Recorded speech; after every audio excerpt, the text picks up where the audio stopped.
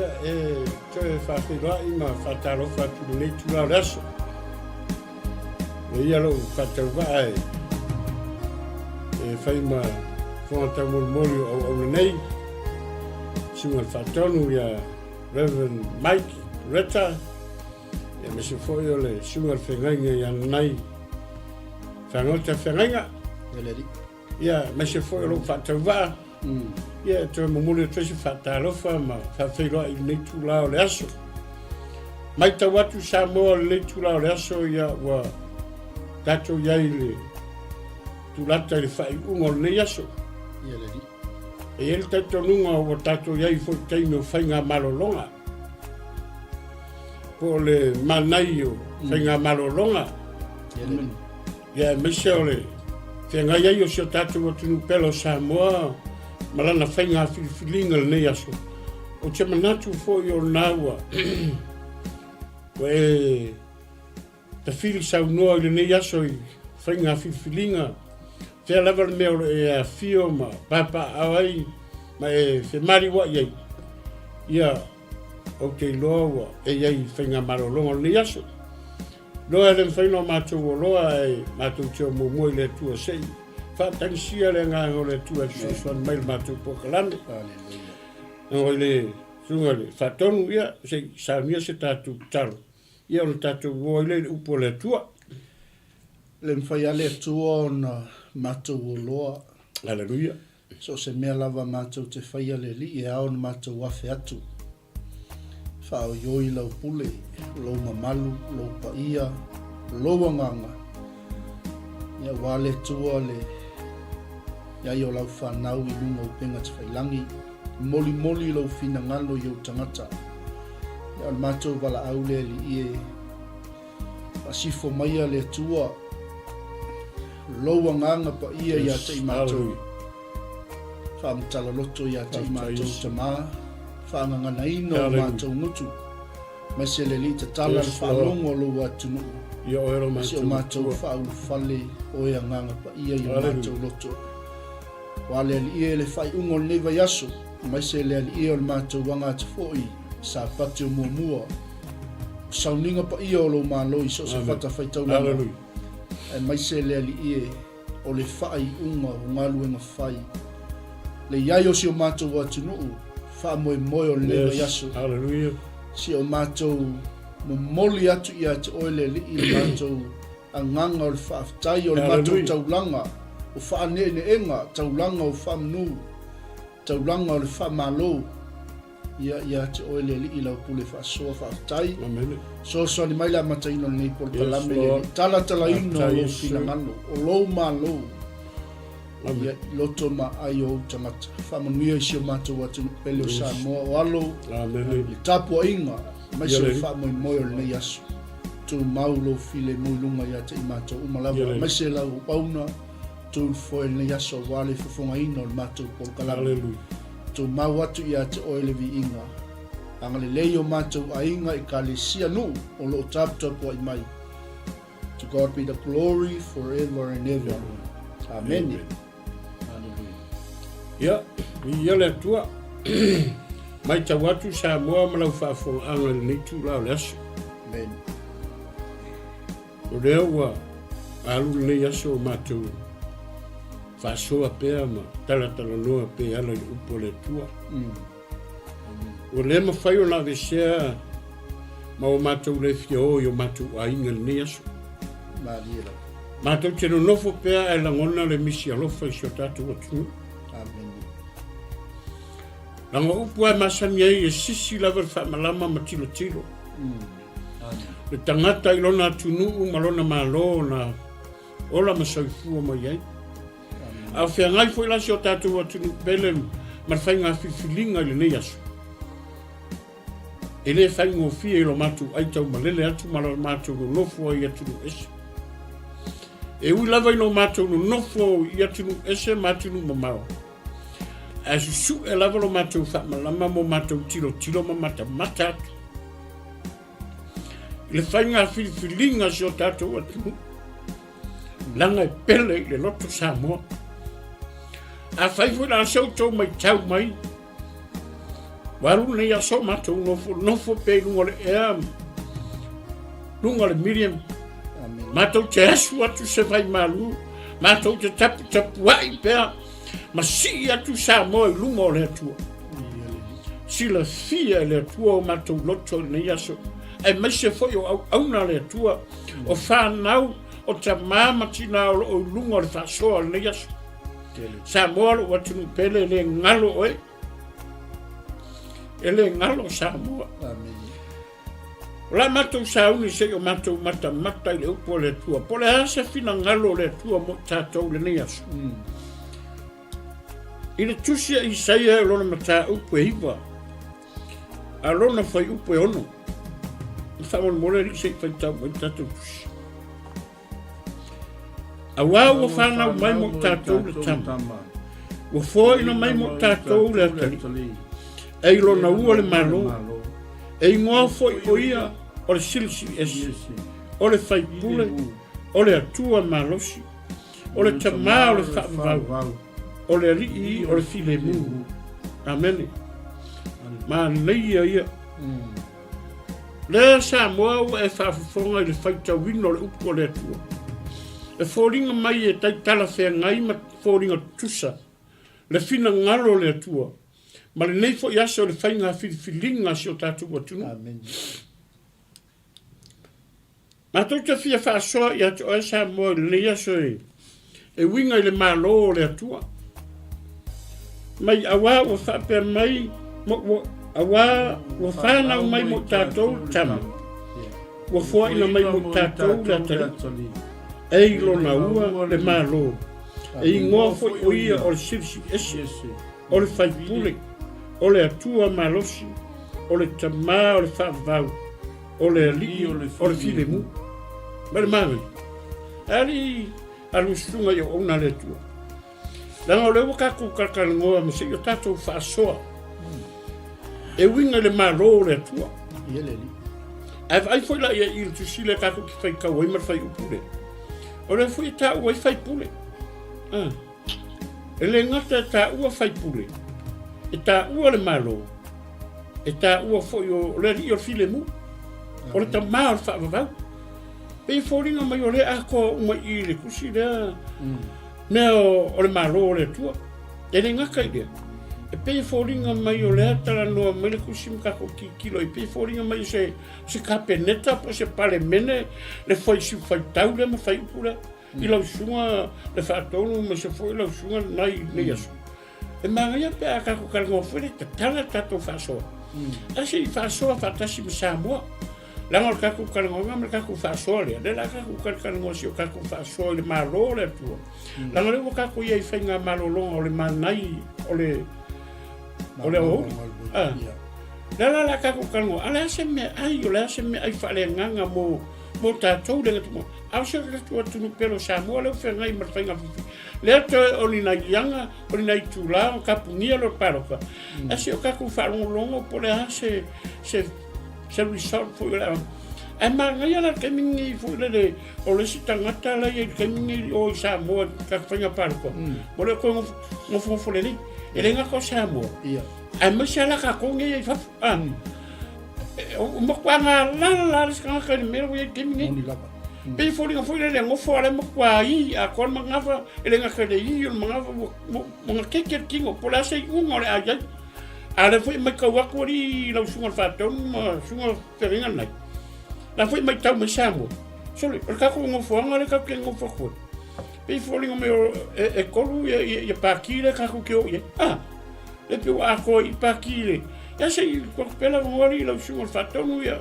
Ora la mo sunga ia nei sei fai mai foi se fa so ni aso a se me ai fa le nganga mo nei o tatu tangata o pa kari fai nga paro malo sa no la sunga fa fe mai na tito o me lo up ia le taro na ia le ia tatu no le wa toi mo ko nei lao cha toi lau lo si fa ia i masio tato watu no lungo pea ngalo le ea a ese fo i male mali o le peo ne sau noa ne fo taimi ia o lo o sila mio le atu o le sila e whaatalitali o le sila e tatalo o nisi o loo whapena o na takwa ilan pati o lan vaina Langwai. Ja. Amen. e malia le fesili ala usunga li ima le sangoanga fo i le vaenga le tae au o le fo i tae au le unga lua ile tātou fo i sau whainga Ja. ie whaata la fonga fo i le ai mana tua au whafonga mai si o tātou atu mantua fo i o whainga ma lo langi nei na lato kopi inga me o le malo le atu Amen. o le sau whainga le o le malo le atu o le iei Amen. me o nei le tusi le sa tātou whaitaui Ja. ia Ori in fai pu. moni ma whamao Amen. o le ata lea leo ua kusai leo le kope ua adopt Ai pi o le kalo le lang. ioi Ja. lei o le ata o le langi, o le winga o le tala foi lele.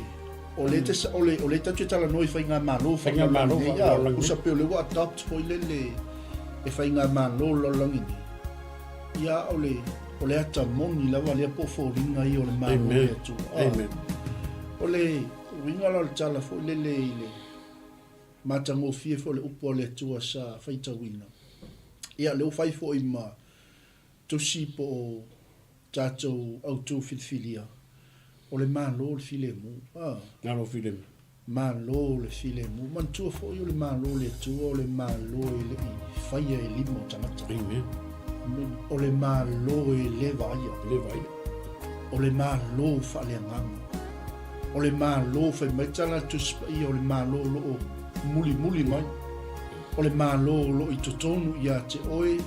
O lo i totonu ia te tātou. Wow, le o mona whanof tupu le tupu o le malo i o tātou. Amen. Loto. Ja. Mari. O le taimila tātou te talia i le tupu o le malo. Wa ia te i tātou le malo pe o upo le fuma i o luka. Mi ia leli. Le anu whaapea i sua a wina mai fo ia o lo tamai fola atu le tala le lei i nisi a ai fo. Ia, fasili fo i le au soo. Po ani whailongo leo o mai o le malo le atu. Amen. Me leo le tala Yesu. Tau wawa ai mai ua o whaia wawenga. Ma o tutuli te moni. Wai nei malo le atu. Nei malo. Ele kausu e alangi whaino. O fai longana. Iyo. Wata fa ia fu ngal malo. Ai ngofi. Moni whamau. Ia se lani matango fio. Mele sa sau no. Mai ta ua tito ko ile le peo. O le upu leo le whaipuli. O whaipuli. Uso. Le ale upu wasa. O whaalupenga. O mai o le tamale.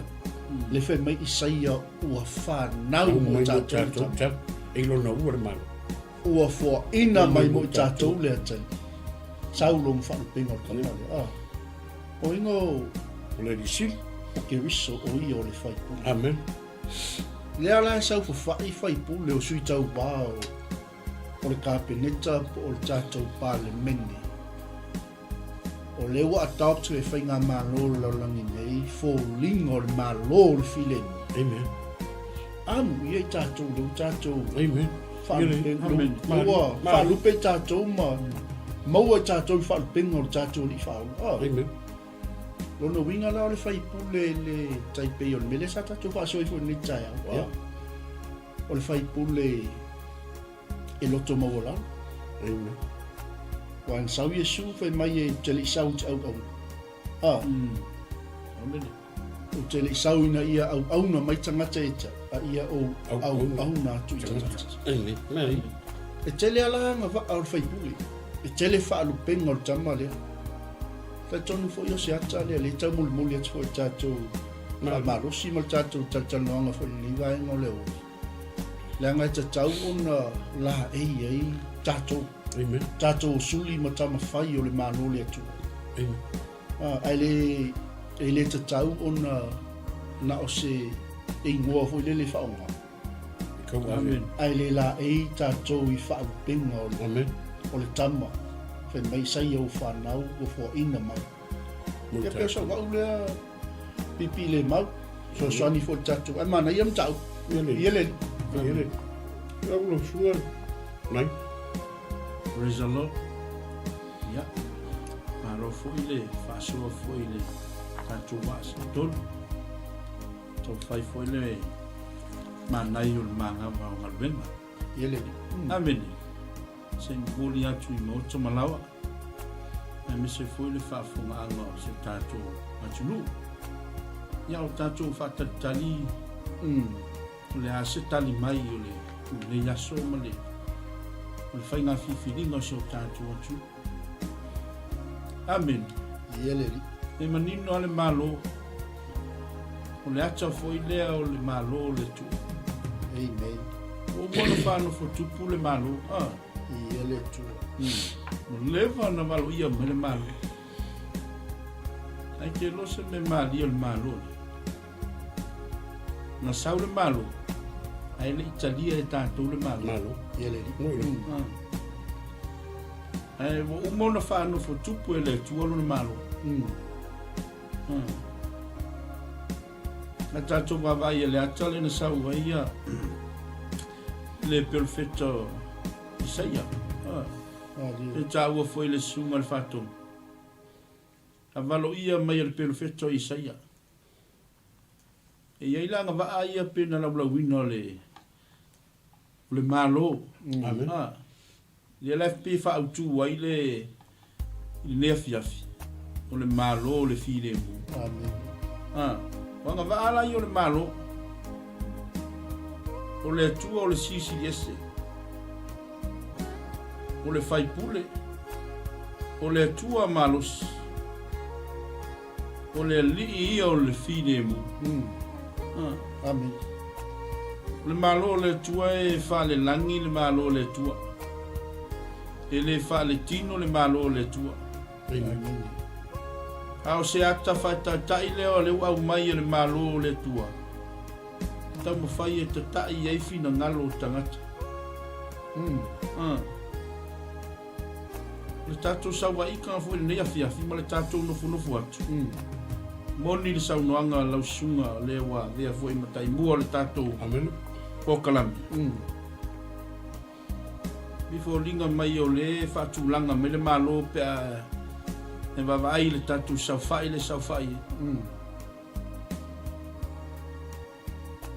amen Amen. Ele. tate le fa le fulu Mari. a o si la fia ele tua le malo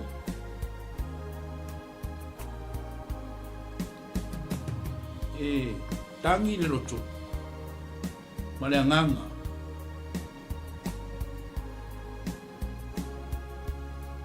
ono le nei aso ma le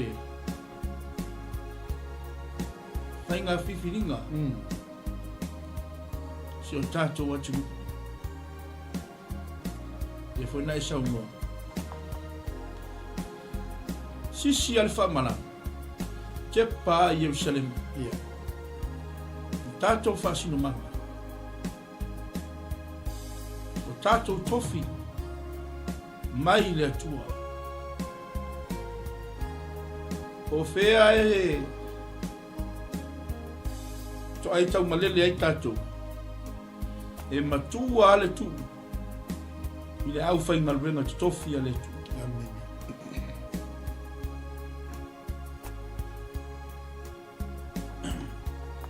e la mona i tino maleanganga Amen. e tangi u nanga le fai ngofia le salingo le malole Ele. na sa ili le toto apena foi le malole anga au mai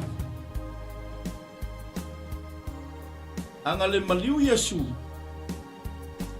ako ke le mau le malole a tu foi la le tu le malo so tato wa tu no samo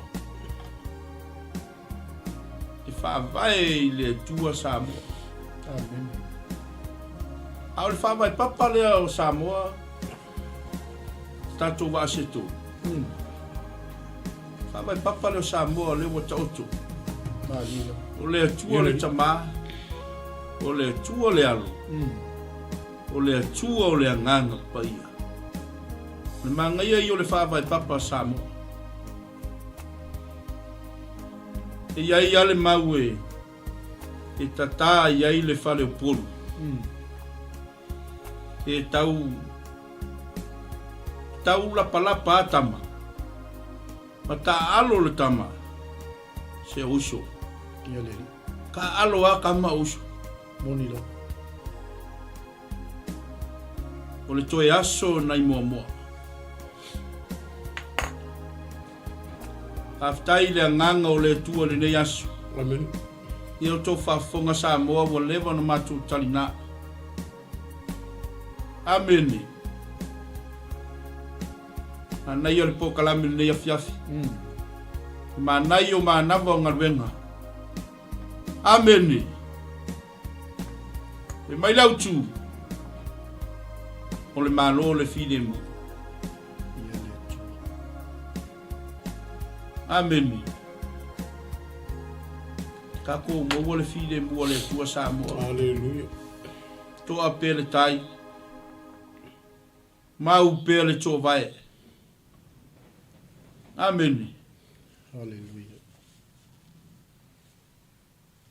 Ya lewa tatu tala le malo le tua. Tu sunga I whawhengai. Le malo le wa lewa tatu. A tari ai foi. O le ale temi e umai o tatu ngalwenga. Pamana wa ina e le tua tatu ngalwenga. Tatu te wa ai le atsa o le malo le.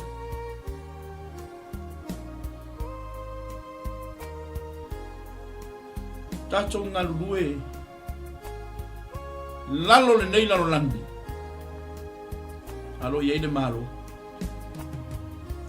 malo fa tali mai le tua mo oi ma samo ile fa ingo fier malo le amusio le malo le o le tufean o le po o le sasa I le fai ngofia le malo le amusia. Amen. Te loa e soani mai pea le ngango le tua I le tātou whaasoaina le malo le tua. Amen. Wawa whanau mo I tātou le tama. Wa whaina mo I tātou le atali. E lona ua le malo. E ngoa foi o ia o le sili esi. O le fai pule. O le atua malus. O le tama o le fava mau. O le alii o le fide mu. Amen. Tuatu lau suma. Alau teleina. E al tato matau. Aptei, sua whenga nai le fua. Mai tau atu sa moa le ua, sa noa o nei le fua, sa noa le sua whatongi malea I ole. Ole me ta upu le, kako kio. E uia pe e whaatata la whonga le. E tātou talatara noa langa whaintāru, kako iei whainga malolonga, mar whakatikaringo le. Mga le ua, tau whai kako ke kalakala ngom whaso.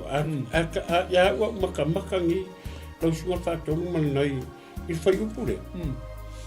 O maga ia e pio le kauro mafau I le mera mei o le ari isiri o le fai pule o le atua malos o le tamao le whaavau o le o filimu o le ala e lo mafau le ye pei o whaarupenga I o le le whaarupenga le atua le marorea So, o mafau le ke mingi I whainga marori ni tātou samu. Mara ka kofo I ngofu. Au ngofu ni mo mafau I whaarupela uri I kongo palme. Mara whaarupela ka ko ngofu. E le giki whaarupela. Moni lau. A vai I whaarupela I le marori le skau ki whakakari e leo mo. Le karangoa I whaipule.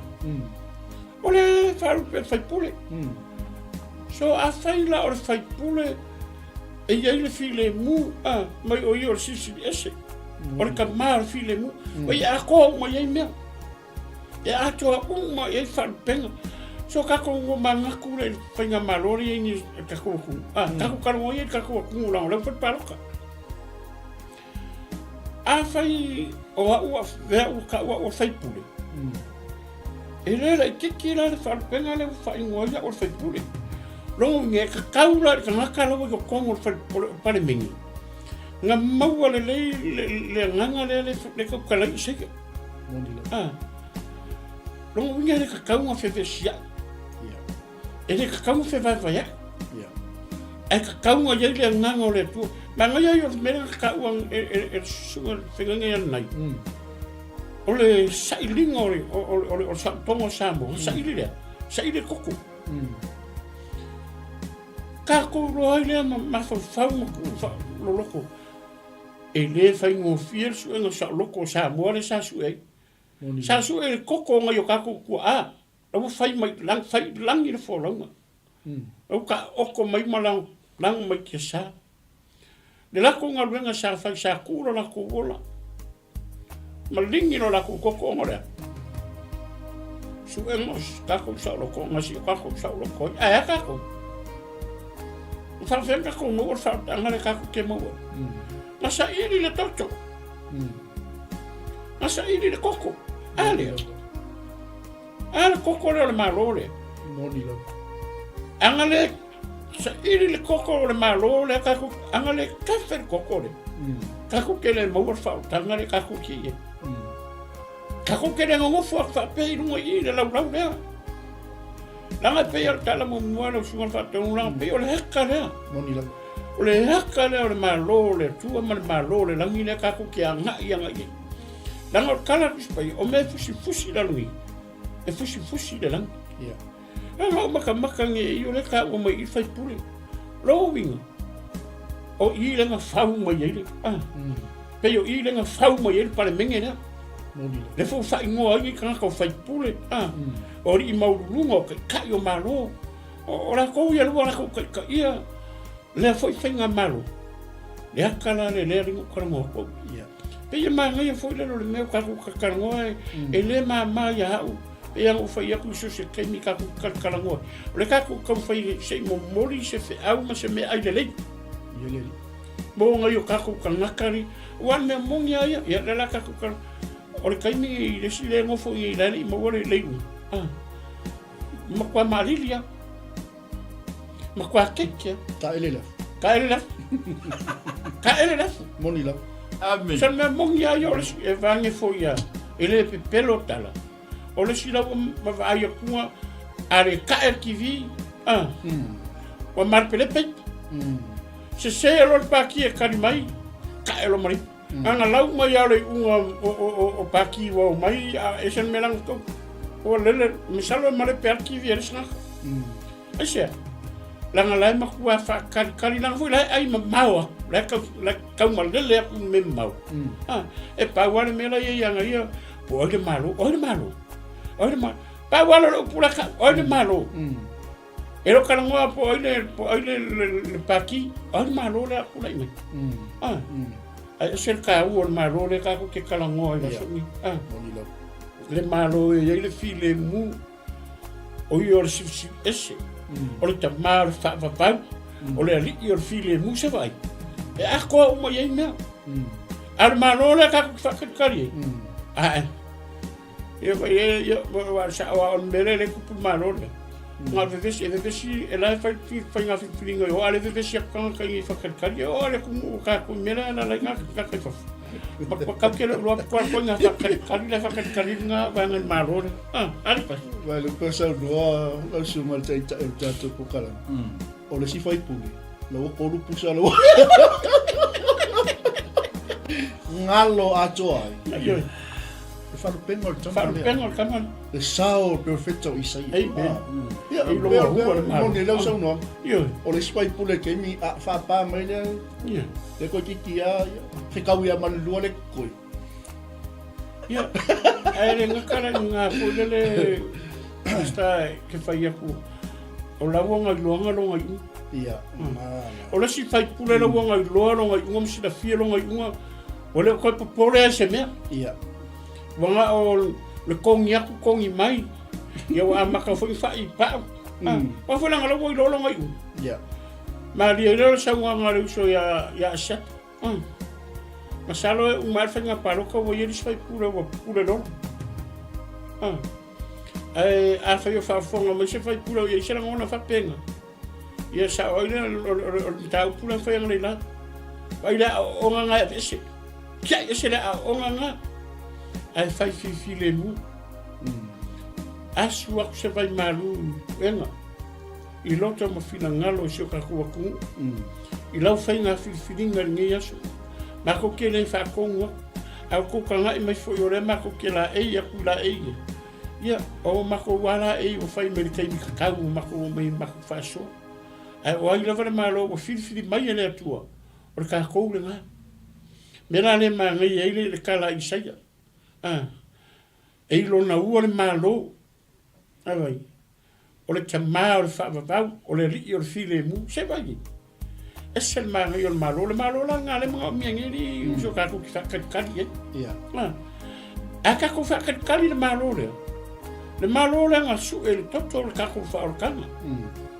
Ma su e kokoro ka ku fa ola inga ma lo ka ku sa o konga malira, anga le malingi la le toto ka ku ke le mo sa o konga me foi nga fa ka ye inga I ku a fu o fai langi fu longa sa ka ku fa lo ka ku ke li fa ai ka ku ke le mo wa mai le teng ai wa lava fa makalanga ye fa makala mai ka ku ke la ngonga I lo kia male misi alofa amu ia foi la ko la ko ngalwenga sa fai ka ko fa longo im ka ko kilo le ka nga ka ko nga le ka mu kala le nga ka sa malinyo la ko ko ngol fi ngau ni sa ko sa mo ya ka pe ya no sungai malo, kala me pelu a ko po nga ya wor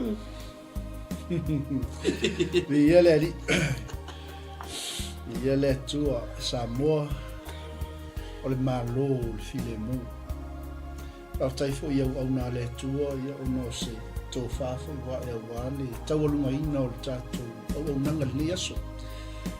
Wha marurua te fo I le uso au na wata ua le sunga tai nei lon swafa. Ia wha marurua te fo I so tātou watu nuu nei mai tau mai a mea e mātou te au se vaenga wha au whai. A o le pumonu. O le misiona maritala inga le Global Kingdom TV o lea mātou te tatala. amen O lea mātou te whaanono manui leli. O ai le whainga mālo e tūlai. Tau tātou wana.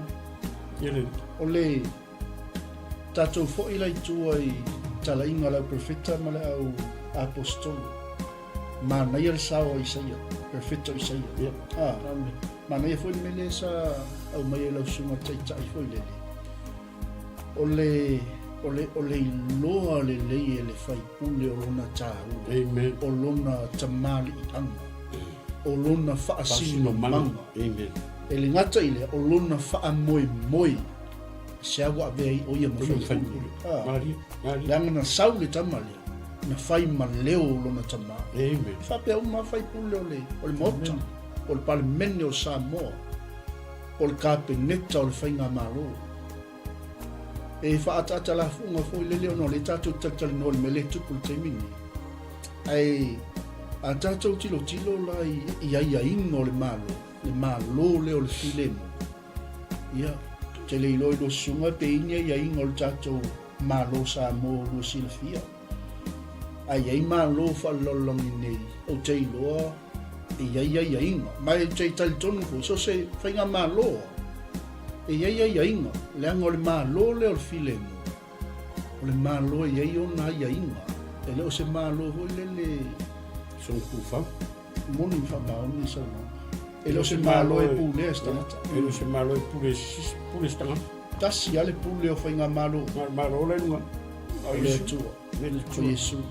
Si tato ola tato te wawa ai le sao le tangata o mose. Le anga o le ulua I whai pule le. O le ulua I ama pasa le. O le malo le tua. mari Faitau le e soto e swuma le iwa. O fai poe lima ma fai upo e onu. O le ia ingo le malo le filemu. O te tali tonu fo. Le anga o Samoa le atunu u ke wisiana. O Samoa le atunu u e whaavai le atua. Fai poe lima ma le onu. Ke nese swuma le iwa. O Samoa le atunu u. O le atunu tofi. O Samoa le atunu o e tali tonu i le atua malona malo. O aia inga la ia o le malo le file mo. Le e tali tonu le polkalamene ima le whasoa. E tatau ona a whai e alaini ai ma le whainga malo si o tātou atu. Leanga e lesa tā ua titu. O whia lava tātou e alu i alisa mo e suka e whamalama. Amen. Mato e tepa i Jerusalema. O le ia inga mua. Whe maila le whai upo e lima mar whai upo e ono le soto sumla iwa. O le nei foi a whai tau te matua whaalongo mai lo leo. Matau sisi la u whea ngainga. O na whai leo o tau ma o loa tā ua mo. E sili no uma. A wao lo lava le lalo langi uma. E whai foi o tau ma lo o si taulanga. Ma no upa ia. Moa. O upu ia e te tautala tuai le whanaunga Israelu. O ia inga la ia o le lo le tua. Le lo Israelu.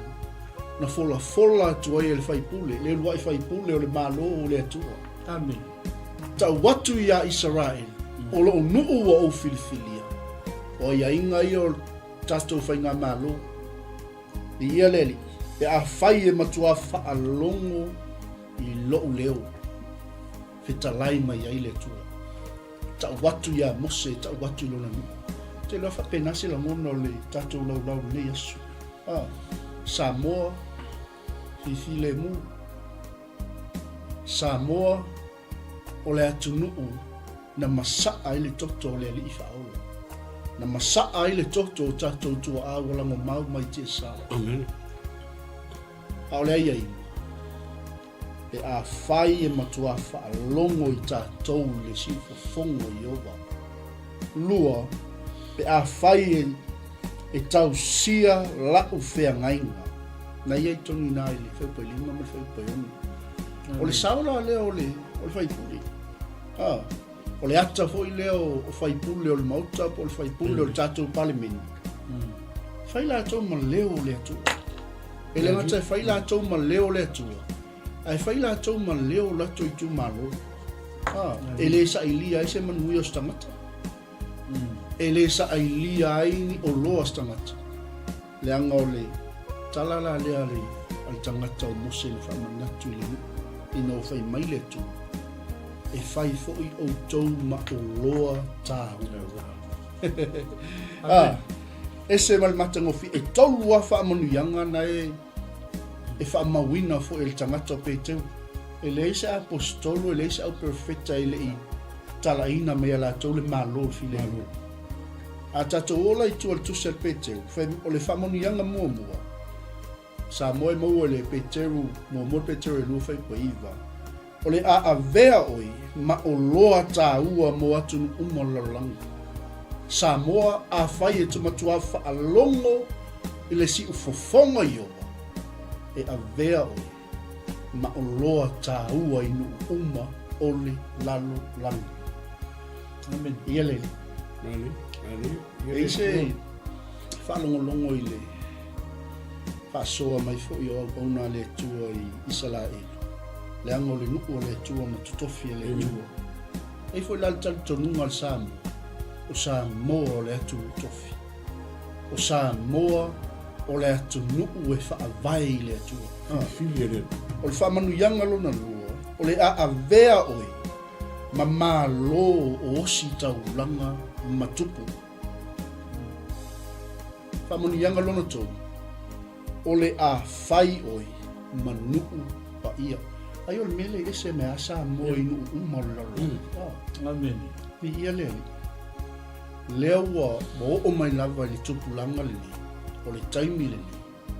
a le wai manu a le wo tato manu masalo e le se atu nu e fa tu salia sa mo le tele o fa si a tele o tangata nu o sio tato watu o fai mo staula o tala no ia sa mo le nu pa ia o tala no ia sa mo o le atu nu o fai ma fa manu yanga inu umma amen tele la sa o le fai pule le o mo si ma no le tu o mari pe a fai o ia inga la ia lua pe a fai e matua fa alongo i le si ufofonga o ia a fai fo i o le to la ngona le leo le to i to tongo le fai nga ma lo sa mo a le o fe so ni mai le i le yaso a fa fonga mai fo tatu ai a me le share to i to tongo tatu pal mene le fa so a me le fa so to i fai pule o le mota le anga te tauna matua fa alongo sa mo ele si ufofonga i ova lua ma ia matua tausi i la ufea ngai. Ia ma le ngang whalot. Mari, matango fia, basta, eise, whapapol. Pere sa ngoere. Amen.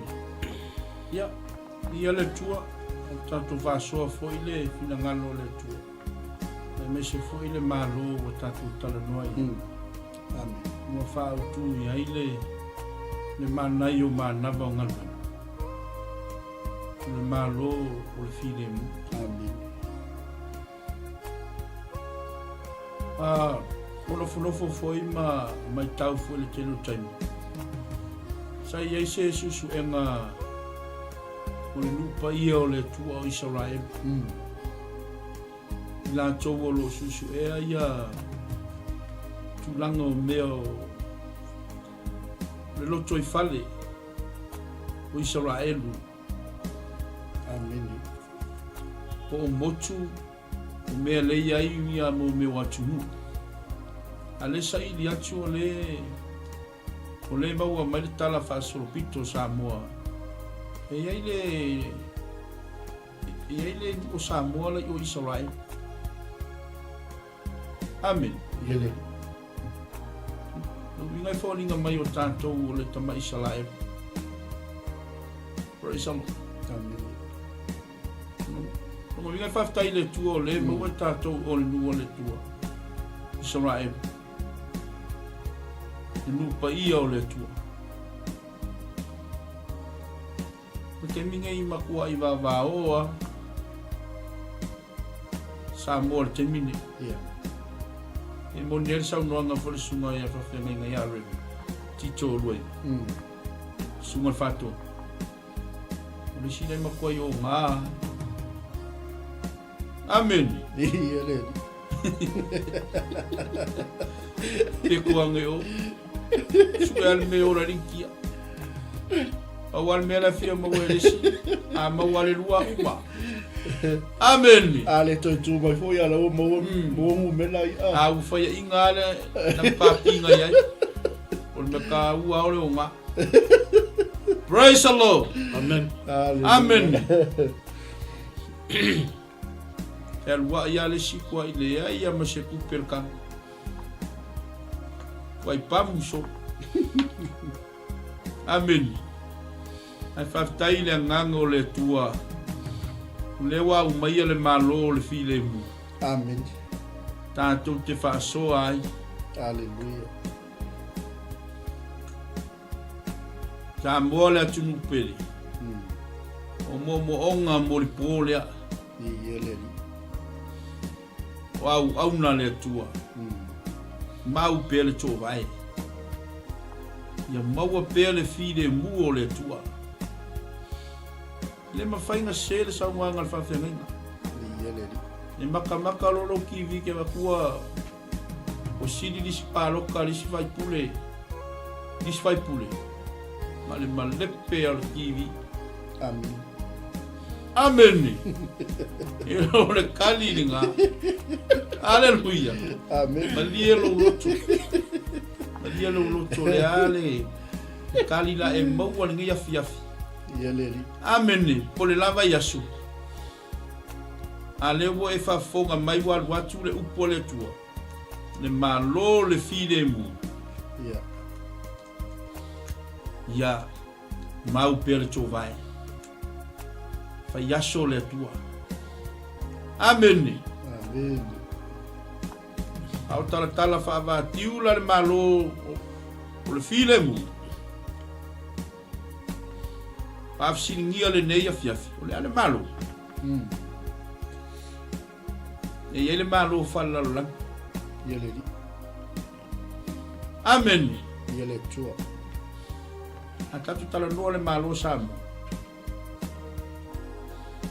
E lo se upu e tau whavivi i pe tau tata e se ai male moa lea.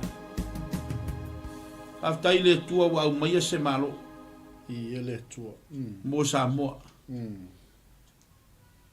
E tata i ai ma sa vavali ai fo i le atunu. Ia le li. Amen. Ia le tua.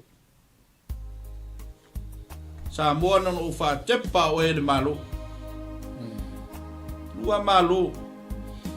Lo tala noa i ai le tuspaia.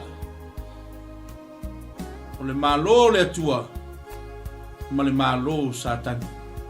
Amen. Fili la oe. Po feo malo e. Amen. Le pisa kako. Imao. Ale kaki el malo. Le kaki el malo. O le malo lea. E fa no fo tupu oe. I le taimi. E umai lo soifua. Amen. Amen. Praise the Lord. Ia le li. Eva ai go sunga fa feminga le malo. Le fa fonga mo lo le malo. E saula le malo le. Amen. Mai le tala tuspa ia. Am ia la ulua. I se menga lua fa naua.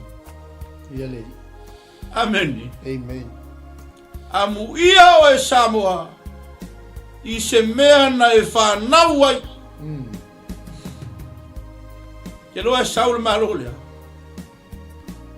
Le tala tuspa ia. Le se mea. Aluatu le fale tali ai malo. Wale ai se mea. E leo amanoa. Ai vai le mea kali el malo le. Ngale fale povia. Ia le li. Sa tali el malo le.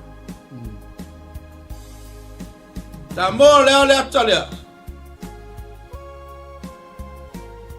Le acha o le file mu. Amen. O le acha o le locho mawalalu. Amen.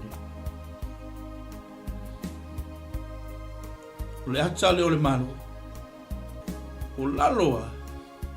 Tātou te mau ai malo. Amen. Ia le li. Tātou te le mau a se malo ni. O laloa. Tātou te mau ai malo. Tātou te sefo le malo. I le file mu o le tu. Aleluia. O te whaamu ia o ia te oe. Praise God. Te whaamu ia o ia te oe Samoa. Se tamā o se tina. O se teini. I se mea na e whanau mai ai. E mana ia. Ale sau o le malo lea. Ke le italia ina i ona tangata.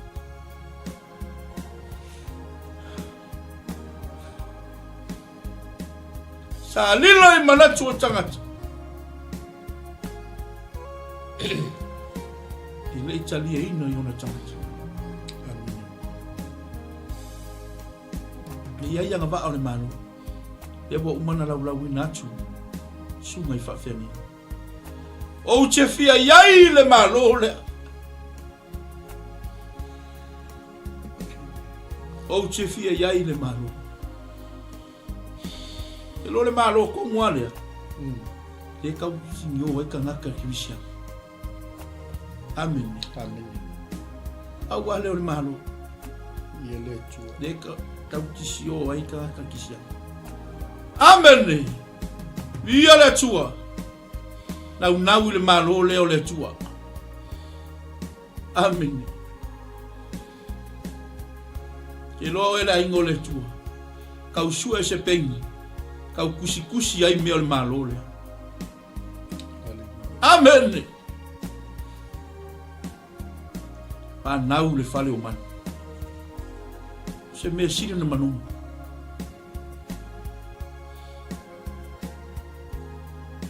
Amu ia o rua no sunga whawhenga. Amen. Se mea na tātou whanau mai ma tātou whiola mai e. Ai wa aile me whangau ai le malo le. Le au mainga e le malo. E le whaingofi. Ia le. Amen. Amen. Le ina wa seisi malo. E siri atu. Le malo. Lango le malo le. Malo le nga whaola ina ia.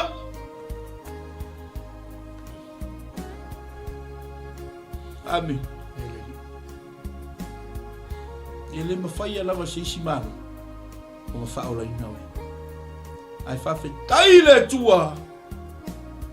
Wa tōwhia samu. Hallelujah. O le ala o le pule o le tautua. Amen. Praise the Lord.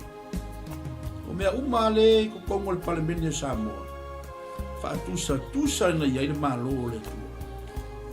Amen. Praise the Lord.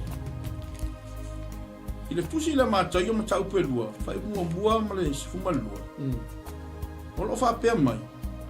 Po o whea ua whana wai le tupu o tangata i utaia. Ia le. Ue whafonga sama. O ia o le tupu o tangata i utaia. Hallelujah. O ia o le tupu o tupu. O ia o le alii o alii. O ia o le whaipule. O ia o le atua manus. O le alii ia o le whine mu. Amen. O ka se maa ngai o le manus. A ngai ai o le manus. E iai la kem ni Samoa. E kewa ai le malo le o le atua. Amen. E ko kongo le fionga le. Ia le. Fe mai o le malo le. Fe mai e fola i aulo. O maa taua. Te wa ai le tama o le alo o le anganga paia. Amen. Ia le. Ma lunga ai lo loto le malo le. Lo sunga i whawhenga. Ke lo whape atu e whaalea ngaina le malo. Ai whape tai le atua wa au maia le malo Samoa. Ma tu i. Amen. Amen. Tātou te wawa ai e. Lango le atalea. Aleluia. Ia le. O le atalea le whailoa mai. O le mea tāua. Ia tātou maua se malo whine mu. Aleluia. Wa whine mu Samoa. Amen. Ma le tala fu ina le masani le tātou atu. Le whatono tuspa ia a. E mai a pule e a mio tonu le nu. Mapu tinga. Ai a pule e whasaua. Ia leo ka kova ai. Ia le. Ia le awa ai le mare pelepe. Amen. Praise the Lord. La ingol whatutua. Tino kariso. Le wato whafonga mai le manai. Anava ngalwen. O le malo le fide. Ako maua le pisi o le akua. O le ale vevesi. I o mai. Amen. O le tangata o le atua. Ke le popole se mekas. Aisea. Anga we masangi le malo le o le atua. Amen. Ke se selo le me ave yelo famu o le malo. Ia fale tonu lo mtato. ia o se sososoagi lea lo suga ia le taimua le tatou pokalame Ia le riko so ai mai pea le agaga o le tua So, a mo na we fa fonga monitu la fiafi.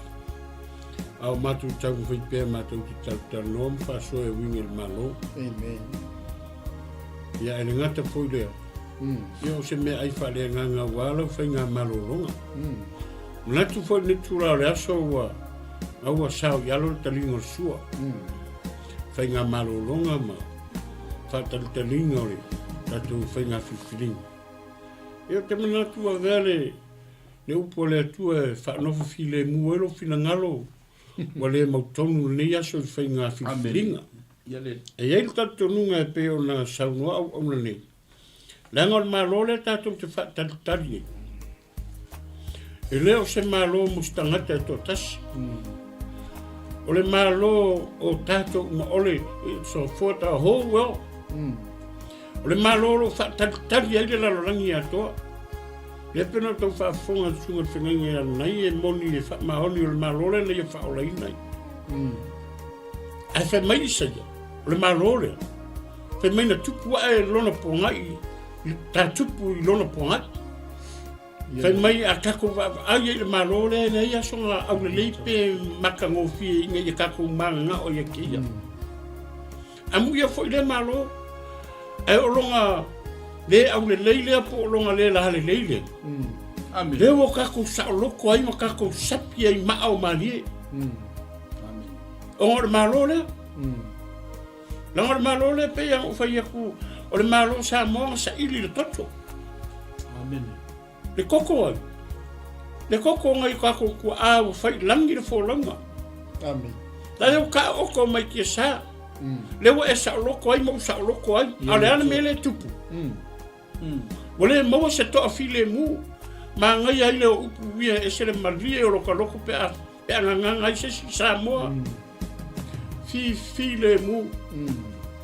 Ai ale koko le nga sa o Yesu ke biso o ema. Te mi ala ko upu lunga sa tau. Wa tau. Wa faile nei mo oi.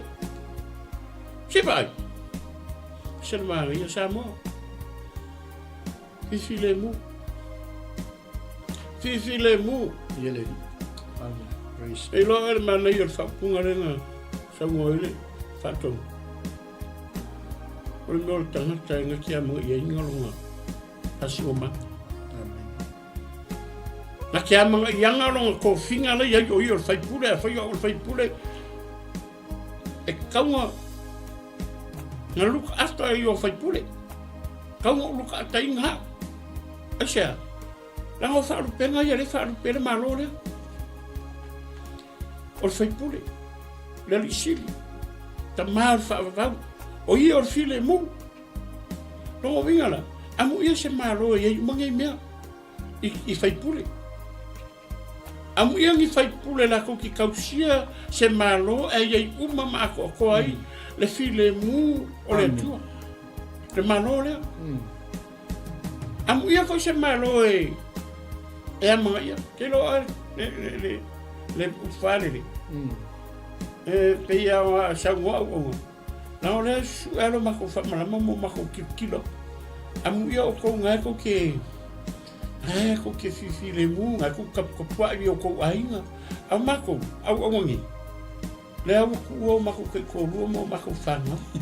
O mako mai mako ke ngofo ni falesha mako kanya kule tu ali e mako ke kanya kule tu alo fangia so matu tu o sa mo la finga filinga la fo ia o ngala fo ia sai la la tu ia mo papanga makangi ile tu amen kele o ngala fai la ko ngar kamingai ai me so ngai yalo mo fa ngau ngai mako la vetangi ile tu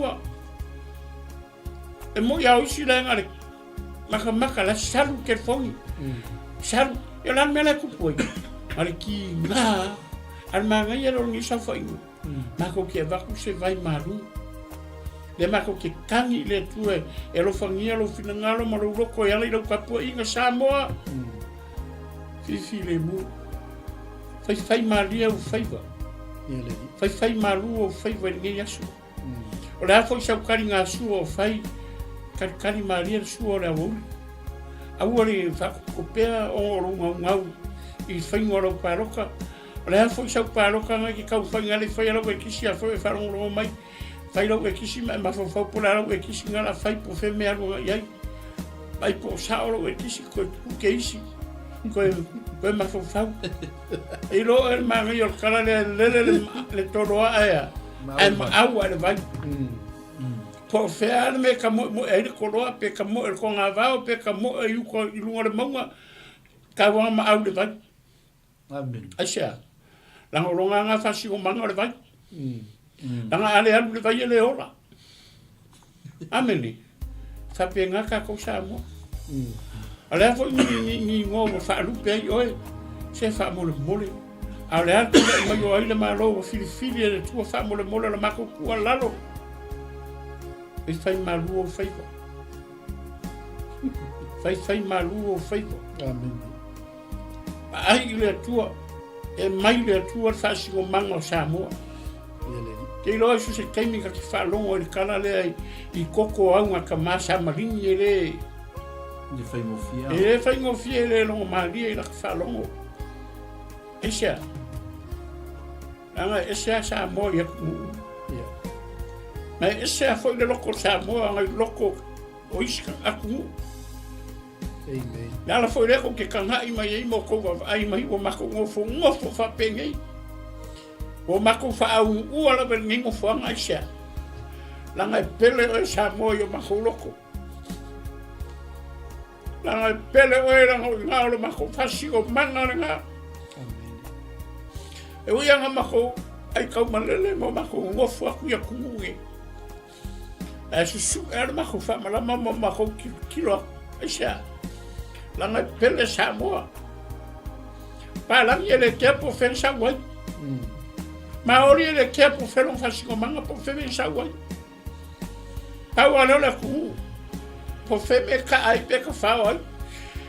E lo aron fasi ko manga. Ale ele ale koloa e maaua le vai aisha. Nanga nga keilo le lei ale me saua. Whape ngā mako Samoa. Fi le mu.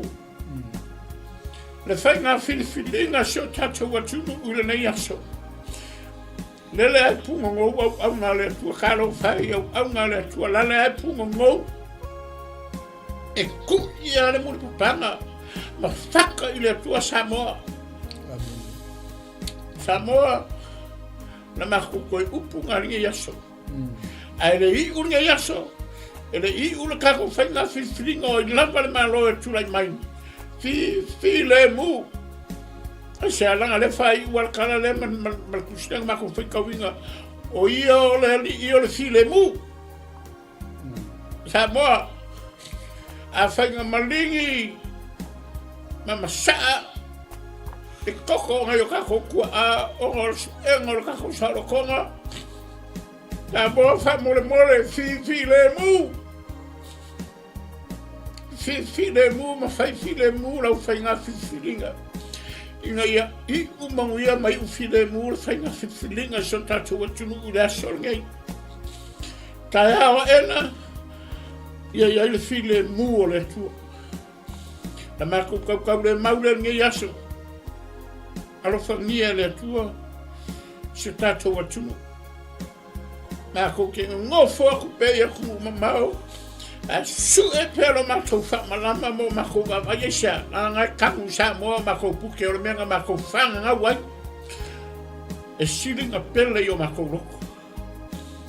Ia o se karatu la nei a tiafi. Ia ngā le leile atua e lo whainga whiwhiringa le nei aso sa moa. Ia uri masao lo kou sa. Uri masao le whainga whiwhiringa se tātou atu nei aso. Alo whangia le tua. Wangi. Mea olo whapengao kau foku mai ma kau wariari mai. Ia iai le fi le mua le tua. Alo whangia le tua se tātou atu nei aso. Roe le sunga ia wanga po. Ia se mea koe. Ngaro e koe whaari. Ia. Aula ngā. O kau le mauni fiafi a wha maunga mai le tua. ro pa tai la su Ia le Amene. fonga tatou po kalame te lole wa lama fai u tatou pa so fo ni vai no leso fa fonga maua mai fo Samoa ia tunu mau Samoa ma lole o sa ma lo fai wa ma lo tatalu ma lo fa pali ma lo fa totoa fa tai lo sunga ile fa fenga inga tito ile fa natu ona ole ma lo le o file mo lo tato mo ina si o tato atunu mana o mia si sa mo fi file mo awoni ave se ale tua Amen. sa mo ma si tato atunu Neango Yesu leo o tātou palela e iai. O Yesu leo tātou mauai. Amen. Lo tātou wala i maro. Tā ua e le sunga i whawhia ngainga i ana nai. O le ala o le pule o le tautu. Au auna le atua. Sui whai pule o le pāle mene o le maro Samoa. Leanga o onga ia ale tama lea o whanau mo tātou. Amen. O onga ia le tama lea o fua ina mai mo tātou. Awhia sili, au auna. Awhia mua tautua. O le ala i le pule, o le tautua. Amen. Le angana sau le tama lea, le tupu o le malo, tautua, au auna. Loto maualalu, loto whamangalu. O le malo le o le file mu, o le malo whamangalu. Malo whamangalu. O le malo tautua, o le malo au auna. The kingdom of God is a kingdom of forgiveness. Amen. The kingdom of God is the kingdom of service. The kingdom of God is the kingdom of Salvation. humility. O loto maulalu pe on tau sunga whainga iana nai. Taila ni loto ulowa ulawa tangata ili ne yaso matatu faso. Tai tito la sunga fafe ngaina. E fole uso au na iana nai ona le nei. Faso matango fie to e fa manatu si o tatu watu. Amana o mia e tatu Samoa. Amen. Se ma lo file fa vai le atua sa. Amen. Amen. Te patau lai mea uma i le tupu o le malo o Yesu Keriso. O le ua whanau mai mo tātou. O le na fua ina mai mo tātou. O le o lo ilona ua le malo. O le whaipuni. O le sili esi. O le tamā o le whaavavau. O le alii o le file. Amen. Le ailo Yesu. Le au mamalu o le malo. Le malo tausi, le kapeneta, whapea sui malo le palimini. E le ailo Yesu ma le atua i totonu o whainga malo. O se malo fe vai a. Amen. E na ona whaamanatu atu. Na ina le utanga male tō whaamamau. Awani awe sea le atua ma Samoa. Amen. Tato whainga malo. Malo le file mu. Na tau whaoa mai ai taime o le apostolo Ioani. Tau whao fo e la tau e loa tau whao. Te mōr mātai e suma taswe pa suma lua. Amen. Mai ai ona po Ioane. Na tau whaoa mai ai nei malo. Ona o i la tau fo i la e malama i le malo le. Le la tau te tau whaoa te mini. Ia le li. La tau o la tau talia le tama lea. Ia le atua. Ia leli. Amen. Ia o se i pile mauna li vai mo leso. Si soson mai leli manuia lau tapo inga. Iri. Manuia lau mai monga. Manuia mea umalava ma fuafuanga o lo tutoyo na yaso tatu wha moi moi. Alofa mai leli. Ia, wha manuia fo ile tua ina tatu tamatina matua. So tātou atu pele o Samoa. Ia o i lātou ia o tapo ia i wha moi o se tātou atinu. Ia, mai se au na tutofia le tua ma le ngā wha lolo. Ai ko isi me koe. Amen. Tasian mea te fia pai atua. Amen. Tua. Ne wā, anei ale tulanga tatu whasoa. Ia ngā lei foi le tua ia o atu le upo le tua ina ngalo tangata. Le wā, tala wha tiu le tatu whasoa. Ia lai le malo le filemu. Ia. Titilo atu mawawa ai atu le tatu sa whaina. I tatu wa aseto. Ina ngona i o tino Maaliele. le malo le filemu. Pio le ata lea le utau whaata tu le tatu sa whaina. Tawana whaata atu samu. Le aso whafonga mai ma so silisila mai. I le matou sau whaina, le ua sau whaia. O le ata leo le malo. Amen. Amen. Praise the Lord. Te ia no whaakaka kumomo. O le vantati le malo. Au le ata lea. O tali tonu mo lau whatutu. Le whawai papa o samu. Ia. Le atua le tamā, le atua le ala. Le atua le nganga pai. O le ata lea. Amen. Ia le tua. Ia whamanuia mai le tua. I le nei a fiafia, me se lau whafonga. Anga samo. Ia tuatu le sunga le whawhengainga ia rewe tito luaiva. A umale tātou po kalame. Ia le sa taimua. Ia. Ia le tu sa mo le fiafi. Na tu le wa. Me lo whafonga ana ni tu la. Me te o te foi o le wa. Lam whai utatou po kalame ma. Me fu e whafonga sa mo se tu alalo. Ia me se me ai whale nganga ni aso i whainga marolonga. Ia me se o whasaunia tu ni fiafi ia wa. Me tu o le wa a fiafi. Ia ona i leo langona ni a fia Samoa. I le toi whasili se tala le nau a saunua atu au na le atua. Samoa e pele o i o matu loto. Ia le. E moni mu whamaona. I le aia se Samoa e nofo i whafo e le pele Samoa i a te ia. O lava i au na le atua pe ai tau malele atu lava i whafo e pele a Samoa i a te ia. E whape nā fo i o matou nauna ta inga e pe o na iei yaso. O matou le fio i o matou a inga o no rea. Tapua inga.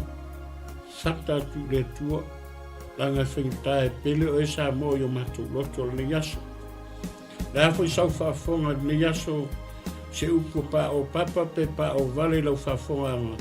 Amen. Maru ave whale lau tau finangalo. Sa matou tau le mau. O nei o matou mo onga maro whaanga sa mori atu. Aisea, langa e pele o e sa mori o matou loto. I nei fiafi ia e wha tō whātua i fo i nei fiafi ia me pokalame ia e la au whaina tātou se tāru. Ia whaina tātou maftanga i ovale tuolo matou tamai le nipo. A umaona matou whai o se ngaruenga. Matou whapei whai o matou loto le rio i matou lavo ni au na leo. E whai pia i ate oero lava vi inga wa e te tau e ono mea i ate oero vi inga wa o e au mea uma. Whaataila amteina ni pokalami sao matou langona i le tuaro loto lotoi. E moni ma wha maoni le tua e te le tu la whai ina i matou. Wa foi upu le tua manitala sao matou ngana i le tua e whaaleo ai o matou manaonga e whaaleo ai o matou langona i so matou atu pelo Samoa na whainga whiwhilinga le nei aso. Vi ia oe le tua. Whaatai le tua i logo fio mai.